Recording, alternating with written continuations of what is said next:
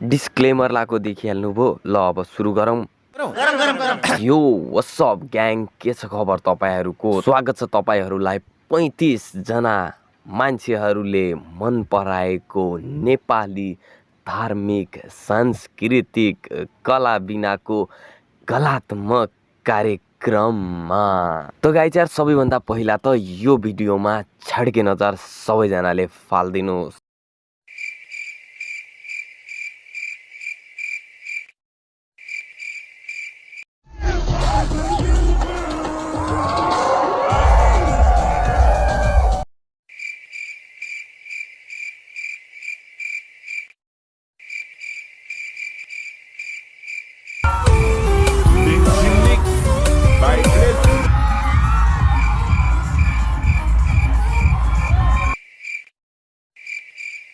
सबैभन्दा पहिला मलाई यो भन्नु, यो गुलियो बिनाको चिनीको भिडियोहरू हेरेर तपाईलाई कस्तो लाग्यो? तपाईलाई जस्तो रिस उठ्यो नि, त्यस्तै गरी म लगायत हामी 3 करोड नेपालीलाई पनि त्यस्तै रिस नेपालीहरूको किडनीको नसामा दौडिरहेको छ।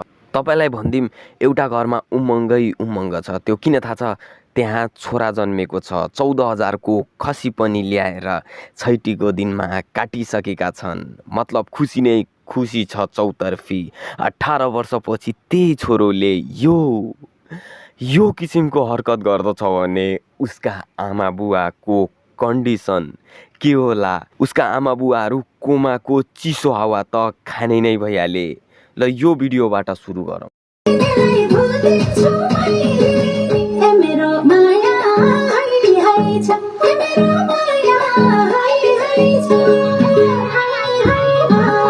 यो गेडोसँग राम्रो लुगाको कमी भएको होइन, योसँग टन्न लुगा छ। बाबुआमाले छोरालाई लाउने लुगा किनिदिनु भएको थियो। नाइ यसलाई त दिदी बहिनीकै ठिक लाग्छ। अनि तेरो खडेरी परेर सुकेको जस्तो चाक के खाना सो गर्दैछस् यसरी? चाहिएको छ भने भन दिदी, त जति कति पनि पाउँछिस्। अनि यस्तो लुगा केटीहरू चाहिँ आफ्नो स्तन छोप्न लाउँछन्। तर यो मुची चाहिँ के खानालाई लुगा लगाइरहे? यस्तो पाउँदैन, यसरी चाहिँ पाइन्न है। स्त्रीको केटीको लुगा केटाले लायो भने त सिधै अलक्षिणा मानिन्छ हाम्रो नेपाली समाजमा।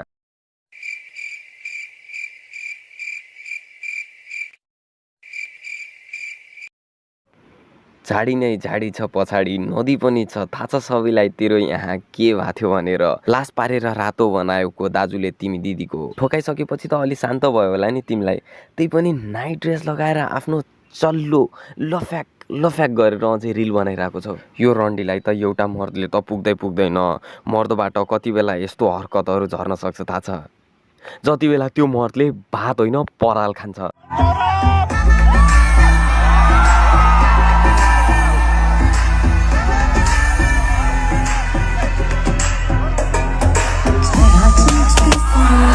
साइडको फटेहीले त 2 करोड सबको गोजी थुतेर लैहाली। अनि यो साइडको यो मतलब यो रन्डो हामीलाई, अनि यो रन्डोले हामीलाई के देखाउन खोजिरहेको छ? यो मुजी मालले थाइल्यान्डको कला यहाँ नेपालमा हामी नेपाली जनतालाई देखाइरहेछ।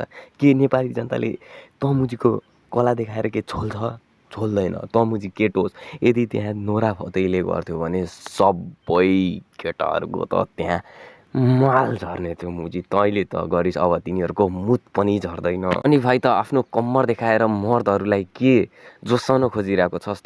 त्यो कपडाकै माथि सर्नै पर्छ भोसडी के भाइ। तँलाई हेर भाइ, एकदम होस गर भाइ। तँ आफ्नो गाँडमा 3टा थाल त पछाडि कोचेरै गइस्। नत्र भाइ तँलाई जुन मर्दले पनि नेपाली 3 करोड नेपाली जनतामा जति मर्द छन् नि, ती मर्दले एउटाले छोप्यो भने तेरो गाँड रातो बनाउँछ। त्यसैले भाइ त एकदम आफ्नो गाँडको सबैभन्दा सुरक्षित पारिस्। अनि त्यसपछि अरू छेदको पारिस्। सबैभन्दा तेरो त गाँड वान्टेडमा छ।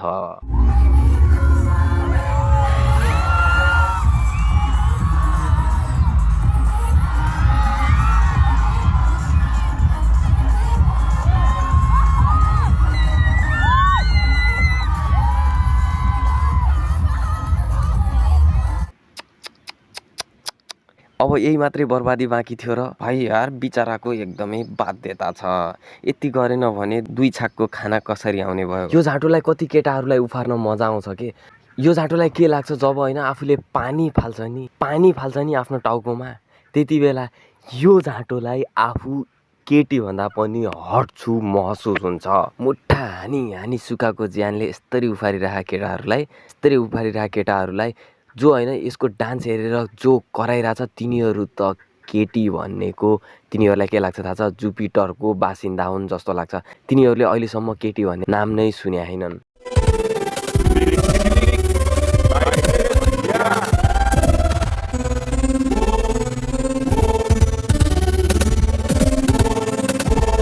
यो मान्छे हेर्नमा त केटो हो होइन, केटोले के गर्न सक्छ थाहा छ? उठी मुत्न सक्छ, भित्तामा सुहानेर आफ्नो नाम लेख्न सक्छ। तर यो पशुले बसी पिसाब गरेर जमिन दुलो पार्छ। कुरा सुन्नुहोस् है साथीहरू, कुनै पनि फर्म भर्दाखेरि होइन त्यहाँमा एउटा सेक्स भन्ने अप्सन हुन्छ। तपाईँहरूले कि त मेल लेख्नुहुन्छ कि त फिमेल। म चाहिँ नो एक्सपिरियन्स लेखिदिन्छु सिधा कुरा। तर यो पशु चाहिँ के लेख्छ थाहा छ? न त महिला लेख्छ न त पुरुष। यो बसेर मुतेको प्रमाण चप्काइदिन्छ, बस सकियो।